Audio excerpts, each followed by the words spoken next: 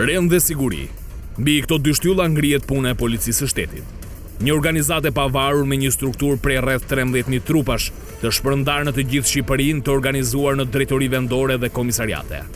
Sot që flasim, duket se kjo organizatë është ndërruar në një objekt kritik ashtërpasershme, me ngjarje kriminale të cilat nuk zbardhen, me të shpallur në kërkim që nuk kapen, me të arratisur që nuk gjenden, me mungesë kontrolli të territorit, me zyrtar të kësaj strukture të përfshirë në grupime kriminale. Një pjesë e mirë e këtyre kritikave tashmë kanë dalë edhe si fakte dhe prova nga hetimet e SPAK të bëra mbi krimin. Por përse do duhet që një strukturë e cila i garanton jetën dhe sigurinë një qytetari të jetë kaq e sulmuar, e aq më tepër nga opozita e cila tashmë është edhe si strukturë armiqësore për shkak të përplasjeve në protestat e fundit. Është vetëm politike kjo histori apo ka diçka të vërtetë? Përse sot e kësaj dite, karriga e drejtorit të përgjithshëm nuk po gjen paqe? Përse askush prej atyre që marrin rolin e krye policit dështojnë ta çojnë deri në fund mandatin e tyre? I fundit ishte shkarkimi i Ilir Prodës me motivacionin për mos garantimin e mbarvajtjes së protestës së fundit të opozitës, ku u qellua me molotov mbi zhvilën e diktatorit Hoxha. A është kjo arsye reale përse një krye polici hiqet paleta e drejtuesit madhor? Spekulimet mediatike janë të shumta, ndërsa ne për t'i dhënë një qartësi kësaj panorame të zymt, do përpiqemi të rikujtojmë se çfarë ka ndodhur ndër vite me drejtorët e përgjithshëm. Ligji për policinë e shtetit e thot qartë. Drejtori i përgjithshëm i policisë së shtetit qëndron në detyrë për një periudhë prej 5 vitesh me të drejtë riemërimi edhe për 5 vite të tjera. Askush nuk ka qëndruar për 5 vite të plota në atë zyrë. Hysni Burga qëndroi për 4 vite nga tetori 2009 deri në tetor të 2013, ku dha dorëheqjen pas fortunës së lëvizjeve të miratuara nga ish ministri i brendshëm i asaj kohe, Sajmir Tahiri. Pas Burgajt, vendi do ta zinte Artan Didi, i cili qëndroi deri në mars të 2015-s. Edhe Didi u dorëhoq nga kjo detyrë. Emërimi i menjëhershëm do të ishte Jaki Çakos, i cili u bë kryepolici i vendit deri në 8 janar të vitit 2018, por u shkarkua pas skandalit të kohës që lidhej me dyshimin për përfshirje të ish ministrit Tahiri me grupin e Abilajve. Vendin e tij e zuri një emër kontrovers në radhët e policisë së shtetit. Ardi Veliu u bë drejtori i përgjithshëm më 5 shkurt të 2018-s dhe u dorëhoq në tetor të vitit 2021. 3 vitet e drejtimit të tij do të kishin brenda ngjarje të rënda kriminale, siç janë parë dhe në dosjet e SPAK, të cilat kulmuan nga 2019 deri në 2021. Por asnjëra prej këtyre dhe as vrasja e Klodian Rashës nga dora e një polici nuk do ta lvizë në atë prej karrigës së pushtetit policor. Vendin e Ardi Veliu do ta merrte një nga emrat e përfolur si ndër më të aftit në radhët e policisë së shtetit, me disa aksione të bujshme si drejtori antiterrorit Gledis Nano. Me premtimin për të pastruar policinë e shtetit nga radhët e të inkriminuarve, Nanos nuk do i jepej ky shans. Ai nuk mundi ta mbante detyrën as për një vit të plot, pasi më 31 gusht të 2022-shit, kryeministri do të firmoste shkarkimin e tij. Në radhë do të ishte Muhamet Rumbullaku, i cili drejtoi policinë nga 8 shtatori 2022-shit deri më 5 shtator 2024. Teksa radha do t'i lije Ilir Prodës, një emër që u kontestua menjëherë nga opozita duke ngritur akuza për lidhje me botën e krimit, e që në fakt në atë kohë koincidoi dhe me sekuestrimin e celularit Prodës për një verifikim nëse në Elbasan ishte bërë dekonspirimi një operacioni apo jo. Asgjë nuk doli në shesh nga ky hetim. E megjithatë duket se praktika e do që askush të mos e mbajë mandatin e plot për qëllime të caktuara të qeverisë apo për pa aftësi të drejtuesve. Kjo ndoshta nuk do të kuptohet asnjëherë, por duket se ajo karrige do të jetë e vështirë për çdo që do të vendosi kapelen e drejtuesit madhor. Situata bëhet edhe më komplekse në një kohë kur Ministrisë së Brendshme i ngarkohet detyra më organizative të tipit kontrollit të territorit apo sistemimit të adresave në vend, në një kohë kur do duhet të jetë garantori i rendit dhe sigurisë publike. Ligji për policinë e shtetit thotë kështu: drejtori i përgjithshëm i policisë së shtetit është autoriteti më i lartë ekzekutiv, administrativ dhe operacional i policisë dhe përgjigjet drejt për drejt para ministrit për realizimin e politikave, performancës dhe objektivave të paracaktuar. Po sot, a kemi një polici e cila merret në pyetje nga Ministria e Brendshme dhe i përgjigjet asaj për objektivat e arritura? Tani çfarë ka ndodhur? I fundit i larguar ishte Ilir Proda. Paktën motivacioni ishte, le të themi, për një lloj mosmbarvajtje të protestës. Sajesa gjysore ishte e tillë, për shkaqet dhe ndodhjet e brendshme janë tërësisht të tjera. Por ashtu si shtat ju, në këtë hark kohor të qeverisë Ballukuni dhe 3 qeveritë e Ramës, se kjo nuk është qeveria e Ramës aktuale, janë ndruar 6 drejtues të përgjithshëm policie dhe 7 ministra, duke pritur drejtorin e 7 dhe ministrin e 8. për një harë kohor, për 12 vitesh, ndërime të shumta të shpeshta, qoftë të drejtuesit të policisë apo të ministrave, të cilët janë të gjithë kompetencë e kryeministrit, tregon se ka shumë gjëra që nuk shkojnë, ka shumë gjëra që çalojnë. Dhe duke ditur dhe arsyet e këtyre rokadave të shpeshta, të paqëndrueshmërisë së rendit dhe sigurisë, por duke parë edhe dhëna të tjera në krau të tjera, qoftë nga raportet vendase, raportet e huaja të krimit të organizuar, të trafikut të drogës, ku ne nuk ndahemi asnjë vit pa medalje, pra maksimumi, në rastin më të keq marrim medalje argjendi, në rastin më të mirë medalje are. Marr vend parë 2, 3, nuk zbarisim në shkallaren e krimit më poshtë se kaq. Duke ardhur tek të ndërimet e drejtorëve që kanë qenë ka pasur prej tyre që janë përpjekur të mbeten oficerë policie të bëjnë detyrë ashtu siç tagë religjore ka për to, të jenë drejtues policie, të organizata të ketë rezultate, le them në rend, në siguri, në luftën kundër krimit, trafiqeve. Çfarë ka ndodhur me këta? Nuk i do sistemi të tillë të mbeten oficer? Duke parë këto lohatje të shumta, këto grafitë të shregull, të themi të asaj karike, u them që problemi nuk kanë qenë fort këta, sesa ai që e emëron dhe shkarkon ata. Nuk kanë realizuar pritshmëritë e tij. Nëse pritshmëritë e tij kanë qenë rendi, siguria, lufta ndaj krimit, bashkëpunimi me partnerët, atëherë unë them që disa prej atyre emrave do të ishin ende në detyrë. Sepse siç ju e dini shumë mirë, ligji parashikon një mandat 5 vjeçar me dhe më të drejtërimërinë edhe 5 vite të tjera. Që mund të shkosh deri në 10 vite si drejtori i përgjithshëm. Mund të kujtoj shumë mirë bashkëri sepse në Itali mund të jetë ndruar 10 qeveri, po kemi një titullar të policisë. Nuk e heqin? Karabinerisë apo të antimafjes. Ata dalin në pension në detyrat e tyre. Kemi sigurisht edhe prokurorë, gjyqtarë nga 25 vjet, nga 30 vjet. Këtu kemi të kundërt, kemi ministra dhe kryeministra nga 30 vjet, ndërsa drejtuesit, pra njerëzit të teknicien, ndrohen shpesh, sepse mos përputhja vjen tek shkaku çfarë duan ata të bëjnë. Dhe fajtorët dalin pikërisht njerëzit që duhet të jenë zbatues të ligjit mbikëqyrës të saj dhe prodhues të rezultateve të dobishme për qytetarët. Nëse mbetemi tek momenti që kujtoj për shembull drejtues policie Arveliu, që nga momenti i kalimit të vettingut që u bë në polici ashtu siç ndodhi me gjyqësorin, që ishte një proces që u ndërpresi, unë kam ndjekur kur nisi. Në raportin zyrtar të rivlerësimit të ish drejtuesit përgjithshëm të policisë, kishte të dhëna të cilat nuk përkonin me kalimin e këtij rivlerësimi. Lidhur me pasaporton, me dhënien ndihmë për pa kishte dhëna në raportin zyrtar, dhënien ndihmë për kalimet pa ligj, ku ka qenë në Vlorë më herët drejtues dhe me pasurinë, por kishte për kriteret për të kaluar këtë provim çalonin. Pastaj kur drejtori i përgjithshëm policisë me raste të shumta që u kontaminuan dhe titullari, le të themi, ishte pjesë e këtyre aksioneve negative, por ne kemi deklaratë shumë interesante të Ramës kur ishte Veliu që edhe në protestat e shumta të kalimit të dhunës dhe të represionit, kur thoshte edhe 500.000 vetë po dalin shesh, unë nuk e heq Veliun, të cilët çoi zëvendës ministër, pastaj e dërgoi tek Ministri i Infrastrukturës. Ka mbështypjen u bë për prodhimin e armëve. Po, tash i ka marrë atë po. Tani e kemi te tregtia e armëve. Historia nuk i heq shërptorët e bindur Rama. Ndërsa por do të thotë që ti po thua domethënë ka qenë shërbëtor i saj apo ka bërë punë të mirë në policinë e shtetit sepse ka punë të mirë për Ramën. Rama dhe policia e shtetit nuk kanë njëta objektive, nuk kanë njëta synime. Rama kërkon tani. A kemi në ministrin i parë i suksesshëm më i mirë në botë i Ramës, ishte Samir Tahiri? Samir Tahiri, po. I mandatit të parë. Ai ka qenë dhe ministri i bujqësie, edhe vetëm ministri rendi. Ç'kuptim? Sepse duke qenë se ti ke marrë gjithë tokën e Shqipërisë për ta mbjellë hash. Samir, po thua që mbulli Samir Tahiri? Duke Samir Tahiri ishte administratori, Rama ishte menaxheri i përgjithshëm.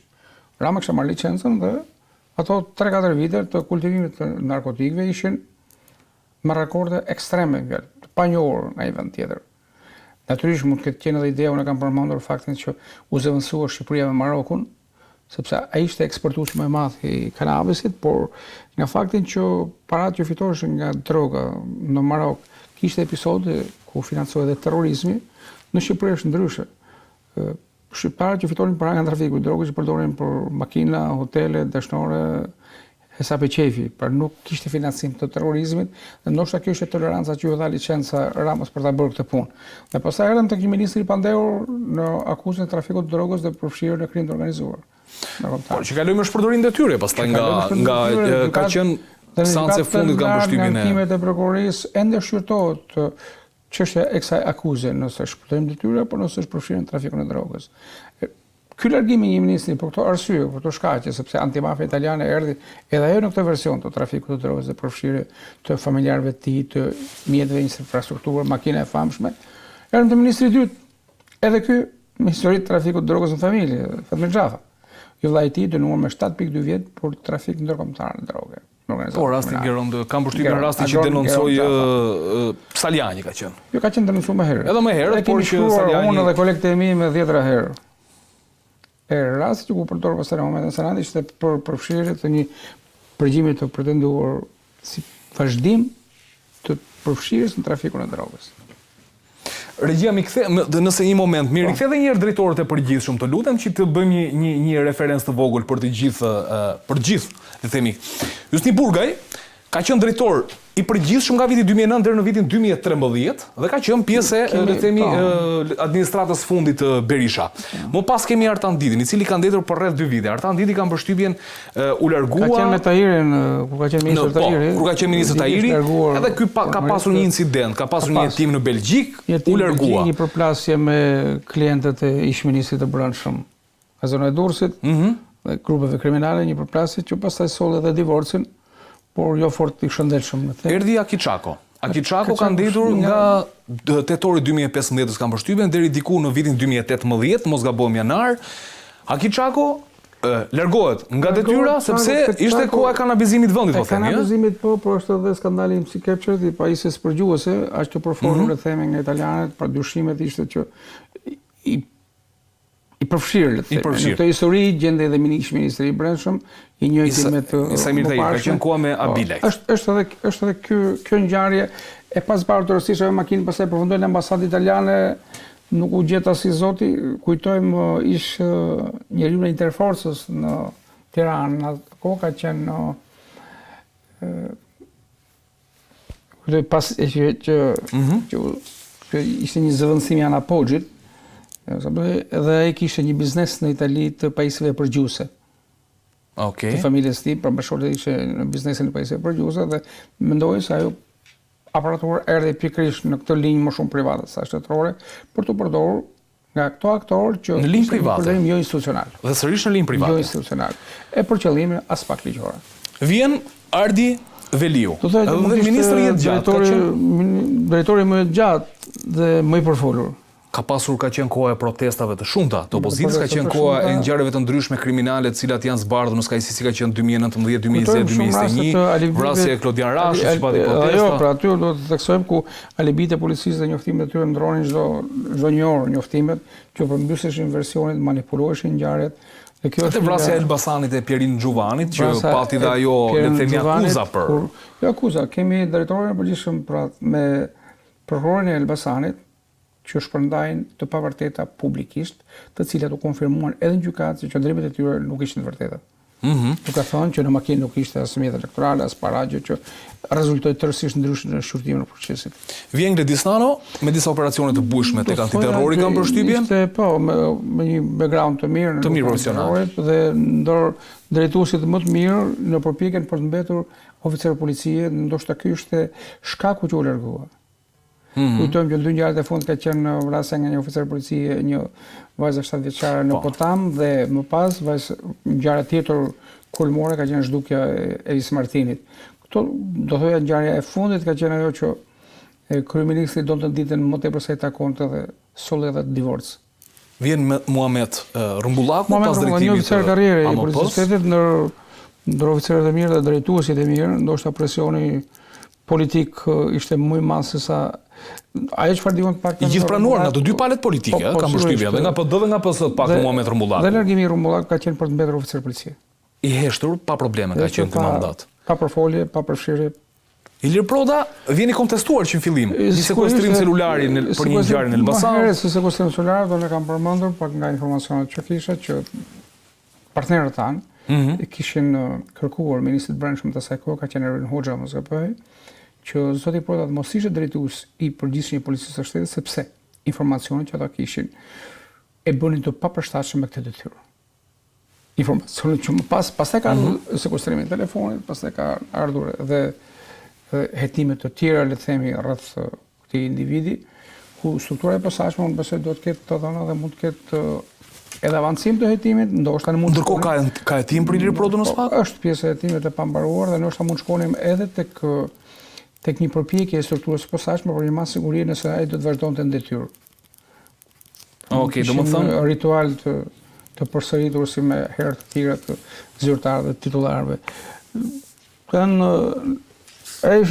Se kemi diçka në këtë periudhë kur është zoti Proda, por edhe ka një zhvillim të ri nga dosjet e huaja të partnerëve ku nga përgjimet e Sky Anchorëve, po, që janë dosje të shumta në strukturën e posaçme, që në zhvillimet e para kanë qenë të rreth 300 oficerë policie, të shoheshin se ishin përfshirë në këto biseda me trafikun e drogës, që mund të kenë edhe më tepër, por në fillim. Sillim këtu edhe përpjekjen e ish-ministrit Taulant Balla kur donte që të bënte një vetë deklarim në organizatën e policisë se cili prej tyre ka përdorur apo jo. Sky Anchor, por vetë ministri nuk e plotësoi deklaratë të tillë. Për të dhënë shembullin personal që unë nuk kam përdorur. A ka përdorur? Çmoj se ai nuk mund të jap një përgjigje negative për këtë, por pozitive duhet ta japin institucionet. Dhe duke qenë pra në këtë dhe njëri nga ata që plotësoi gabim, plotësoi një aplikacion horoskopi, se ç'ishte një për të parë në ska. Pra kishte histori sevdaje më tepër. Dhe këtu kemi edhe deklaratën e zotit Domani në seancat parlamentare ku thekson që ka oficerë të lartë policie, të cilët më rezultojnë që janë përfshirur në grupe kriminale, në afera të paligjshme, duke referuar pikërisht këtyre bisedave, këtyre përgjimeve, dosjeve të partnerëve, dhe janë në posta të larta. Por ajo çfarë mungon si rezultat këtij konstatimi, që ka si lënd dosjet që janë në pruri, ka të bëjë çfarë ndodhi me to? Ku janë sot ata? Nëse ata janë bashkëpunëtor, janë në grupe të përbashkëta kriminale, atëherë për kë punojnë sot ata?